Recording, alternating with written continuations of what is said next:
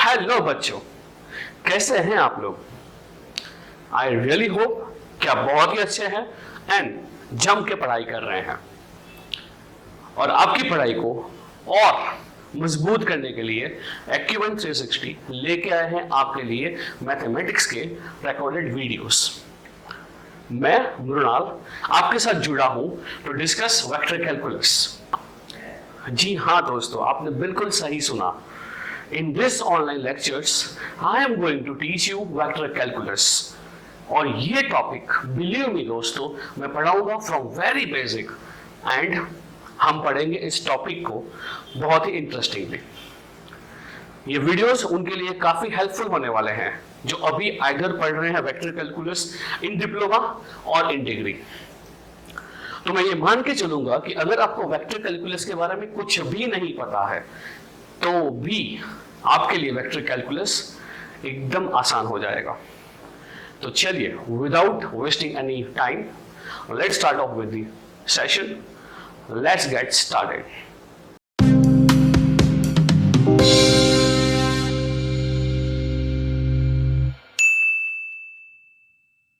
Hello everyone. तो पहला question, अगर हम बात कर रहे हैं फॉर वेक्टर कैलकुलस, तो जो हमारे दिमाग में होना चाहिए वो ये होना चाहिए कि सर वेक्टर्स क्या है और स्केलर्स आपने सुना होगा। जो गुजराती मीडियम में है तो आपने स्कूल में घणी बार भणीए छे सदीश અને अदीश। तो वेक्टर जो है वही हमारे सदीश हैं और जो स्केलर क्वांटिटीज हैं वही हमारी अदीश हैं। ये है क्या? तो इसको मैं समझाता हूं आपको एक वेरी बेसिक एग्जांपल से। तो दोस्तों समझो कि हमारे पास एक ब्लॉक है, सही? हमारे पास ये एक सिंपल सा ब्लॉक है और हम इस ब्लॉक के ऊपर ना फोर्स अप्लाई कर रहे हैं। फोर्स आई होप आप सबने सुना ही होगा स्कूल में। तो मैं यहाँ पे फोर्स अप्लाई कर रहा हूं। एक जो है वो फोर्स है, उसका जो मात्रा है, उसका जो मैग्नीट्यूड है वो है 5 न्यूटन। और फिर इसी ब्लॉक के ऊपर मैं एक और फोर्स अप्लाई कर रहा हूं जिसका जो मैग्नीट्यूड है वो है 6 न्यूटन। तो दोस्तों जाहिर सी बात है, इसमें आपको दिख ही रहा है, क्लियरली दिख रहा है कि इस ब्लॉक के ऊपर फोर्स लग रहा है 5 न्यूटन इस तरफ, 6 न्यूटन इस तरफ। विच मीन्स जब आप ये सोच भी रहे हो या जब मैं ये बोल भी रहा हूं तो आप देख पा रहे हो कि मैं यहाँ पे फोर्स ब्लॉक के ऊपर किस तरफ लग रहा है ना, इसका जिक्र कर रहा हूं। अगर ऐसा हो रहा है तो हम क्या बोलेंगे? सीधा ही हम लोग बता पाएंगे कि सर ये जो ब्लॉक है ये ब्लॉक के ऊपर रिजल्टेंट इस डायरेक्शन में, which means this side force लग रहा है। एंड अगर कोई हमसे पूछेगा कि टोटल फोर्स कितना लग रहा है बेटा, तो हम क्या बोलेंगे? सर टोटल फोर्स जो है वो सर लग रहा है इसी डायरेक्शन में। सही क्या? हाँ, फोर्स लग रहा है इसी डायरेक्शन में और वो होगा रिजल्टेंट फोर्स। तो उसके लिए क्या करेंगे? Just add 5 Newton with 6 Newton. I really hope कि ये बहुत ही सिंपल सा कंसेप्ट आप लोग समझ पा रहे हो कि because of this two separate forces जो भी हमारा ब्लॉक है it would move in this direction और उसके ऊपर जो नेट फोर्स लगने वाला है वो है 11 न्यूटन का। सब बोलेंगे हाँ सर, जो सही बात है और सिंपल सी बात है। तो इसमें नया क्या है? अब यहां पर ट्विस्ट ये कर रहा हूं कि फोर्सेस सेम ही ले रहा हूं बट मैं कुछ तो अलग कर रहा हूं। यानी कि again I have a block और इस ब्लॉक पे हम 6 न्यूटन का फोर्स लगा रहे हैं दिस डायरेक्शन में, इस डायरेक्शन में जो यहां पर रिप्रेजेंट किया है, और जो 5 न्यूटन है उसका फोर्स लगा रहे हैं इन दिस डायरेक्शन। तो आई रियली होप आप देख पा रहे हो कि अब इस ब्लॉक के ऊपर 6 न्यूटन का फोर्स लग रहा है इन दिस डायरेक्शन और इसी ब्लॉक के ऊपर फोर्स लग रहा है 5 न्यूटन का इन दिस डायरेक्शन। क्या अलग है जो मैंने केस पहले लिया था और जो केस अभी ले रहा हूं? तो आपको क्लियर कट दिखना चाहिए कि जो मैंने केस 1 लिया था इस केस में जो 5 न्यूटन और 6 न्यूटन का फोर्स लग रहा था ऑन द ब्लॉक, ये सेम ही डायरेक्शन में लग रहा था। विच मीन्स रिजल्टेंट फोर्स निकालने के लिए हमने सिंपली ये दोनों फोर्सेस को ऐड कर दिए, 6 न्यूटन प्लस 5 न्यूटन। बट जब यहां पे बात आ रही है फोर्स की एक्टिंग ऑन दिस ब्लॉक, तो ये आपको दिखना चाहिए और दिख ही रहा है कि यहाँ पे सर 6 न्यूटन का फोर्स इस साइड लग रहा है ब्लॉक के इस साइड, और 5 न्यूटन इसको इस साइड लग रहा है, विच मीन्स अब फोर्स दोनों एंड पे लग रहे हैं। और बच्चा लोग आपको ये दिख ही रहा होगा कि 6 newton is more compare to 5 newton, और जाहिर सी बात है यहाँ पे दोनों फोर्स जो हैं उनका जो एक्टिंग डायरेक्शन है वो अपोजिट है। तो यहाँ पे रिजल्टेंट फोर्स निकालने के लिए हम लोग क्या करेंगे बच्चा लोग, हम लोग करेंगे 6 न्यूटन जो इस तरफ लग रहा है माइनस 5 न्यूटन जो इस तरफ लग रहा है। तो हम क्या बोलेंगे, 1 न्यूटन फोर्स लगेगा on this block and that too in this direction. I really hope ये सब बातें आप समझ पा रहे हो, एंड बहुत ही सिंपल सी चीजें हैं बेटा।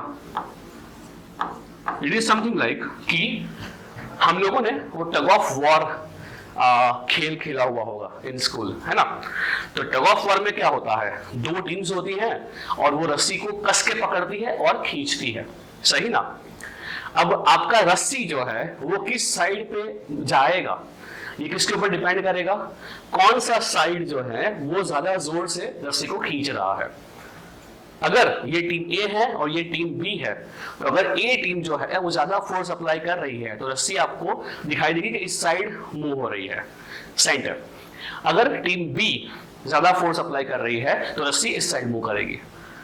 तो जब भी हम बात करते हैं फोर्स के बारे में, तो फोर्स एक ऐसा फिजिकल क्वांटिटी है जो रियल लाइफ में किसी भी ऑब्जेक्ट के ऊपर किस डायरेक्शन में लग रहा है ये जानना बहुत इंपॉर्टेंट होता है। ऐसे और भी पैरामीटर्स हैं, सिर्फ मैं फोर्स की बात नहीं कर रहा हूं दोस्तों, फोर्स के अलावा भी बाकी बहुत सारे ऐसे फिजिकल पैरामीटर्स हैं। जस्ट लाइक अगर हम बात कर रहे हैं कि विंड जो हवा चलती है उसका कुछ होता है वेलोसिटी। तो जब भी हम मानते हैं कि हवा चल रही है तो हमें ऑलवेज ये पता होना चाहिए कि हवा किस तरफ चल रही है, किस डायरेक्शन में चल रही है, उसका जो स्पीड है वो स्पीड किस तरफ है, नॉर्थ टू साउथ है, साउथ टू नॉर्थ है, ईस्ट टू नॉर्थ है, नॉर्थ टू ईस्ट है। बिकॉज जो डायरेक्शन होता है विंड स्पीड का, it also matters a lot. तो आई होप ये सब एग्जाम्पल से आपको ये तो समझ में आ रहा है कि कहीं ना कहीं रियल लाइफ में ऐसी क्वांटिटीज हैं या ऐसे पैरामीटर्स हैं जिसको रिप्रेजेंट करने के लिए हमको 2 चीजों का रिक्वायरमेंट होगा। कौन कौन सी 2 चीजें, एक तो उसका एम्पलीट्यूड, एम्पलीट्यूड बोले तो मैग्नीट्यूड, एक होता है मैग्नीट्यूड, और साथ में लगेगा हमको एक और पैरामीटर, एक और चीज जो क्या होगा, डायरेक्शन। यानी कि जब हम एग्जाम्पल की बात कर रहे थे फोर्स का, तो फोर्स कितना लग रहा है और किस तरफ लग रहा है, ये दोनों चीजों का हमारे पास होना बहुत ही आवश्यक है। इस तरह से जो विंड है, हवा है, वो हवा का स्पीड कितना है और वो किस तरफ चल रही है, हमें इसका अंदाजा बिल्कुल होना चाहिए। तो दोस्तों ऐसी जितनी भी क्वांटिटीज हैं इन रियल लाइफ जिसको magnitude as well as direction का भी रिक्वायरमेंट होता है, ये सभी क्वांटिटीज, ये सभी पैरामीटर्स को हम बोलते हैं सदिश, व्हिच मींस वेक्टर्स। तो कोई आपसे अगर ये पूछता है कि बेटा हमें बताओ कि वेक्टर्स क्या होता है, तो if I talk about vector के बारे में, तो मेरे लिए तो बहुत ही सिंपल कंसेप्ट है। क्या ही कंसेप्ट है, वेक्टर्स यानी एक ऐसे क्वांटिटी या एक ऐसा पैरामीटर जिसको रिप्रेजेंट करने के लिए हमें चाहिए 2 चीजें। बेटा कौन कौन सी 2 चीजें, magnitude as well as direction. तो ऐसी कोई भी क्वांटिटी है या ऐसा कोई भी पैरामीटर है जिसको रिप्रेजेंट करने के लिए हमें चाहिए रहता है magnitude as well as direction, तो भाई इसको बोलेंगे क्या हम लोग, वेक्टर। सही क्या? I really hope you got the concept of vector here. कुछ एग्जांपल्स दिखते हैं इसके कि अगर हम बात कर रहे हैं फॉर वेक्टर्स, तो पहला तो मैंने एग्जांपल क्या बोला था आपको, फोर्स। फोर्स जो है वो एग्जांपल है वेक्टर क्वांटिटी का। फिर वेलोसिटी, वेलोसिटी और स्पीड, ये सभी किसके एग्जांपल हो जाएंगे? ये सभी एग्जांपल हो जाएंगे वेक्टर क्वांटिटी के। फिर एक्सीलरेशन, यानी हम जब गाड़ी चला रहे हैं तो वहां हम एक्सीलरेट कर रहे हैं हमारी गाड़ी को, तो वो भी किस तरफ कर रहे हैं? हम स्टेशन से घर आ रहे हैं या घर से स्टेशन जा रहे हैं, सही क्या? सो एक्सीलरेशन, ये सभी जो क्वांटिटीज हैं वो कैसी है? वेक्टर क्वांटिटीज हैं। तो sir what about scalar quantities? तो जब भी हम बात कर रहे हैं बेटा फॉर स्केलर क्वांटिटीज, तो उस समय हमारा मेजर मकसद क्या होता है? ये भी हम स्कूल में बहुत पढ़ते आ रहे हैं फ्रॉम लोअर स्टैंडर्ड्स। जब हम स्केलर की बात कर रहे हैं तो ये ऐसी क्वांटिटीज हैं जिसको सिर्फ और सिर्फ चाहिए magnitude.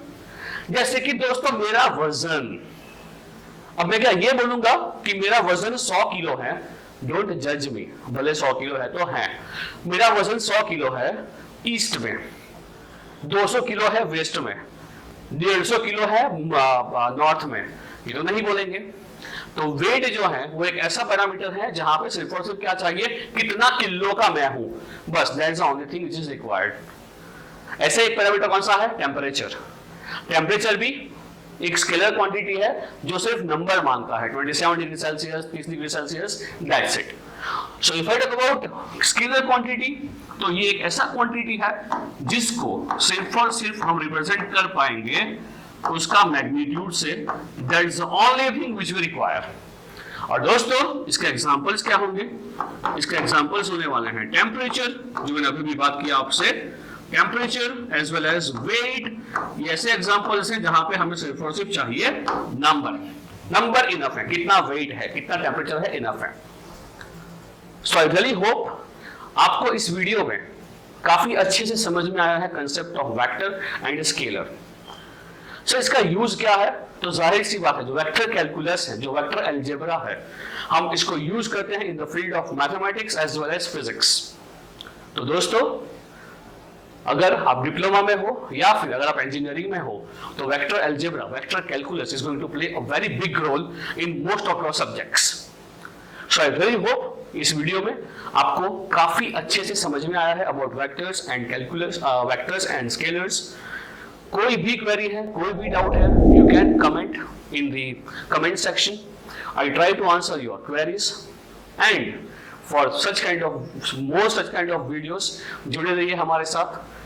Subscribe to Acumen GATE Academy, like this video and share this video amongst your friends so that उनको भी वेक्टर और स्केलर के बारे में मालूम पड़े। मिलते हैं अगले वीडियो में। Till then, see ya. Thank you so much for your time.